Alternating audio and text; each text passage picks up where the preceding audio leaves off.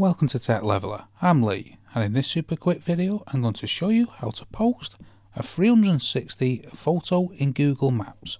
So let's say you've gone somewhere and you've took a 360 photo and you want to post it into Google Maps so others can see it. First, open up Google Maps and let's say you went to Cheltenham and you took a 360 picture of Sandford Parks Lido. So you could go into this here, and then what you want to do is you want to come down and then select photos here.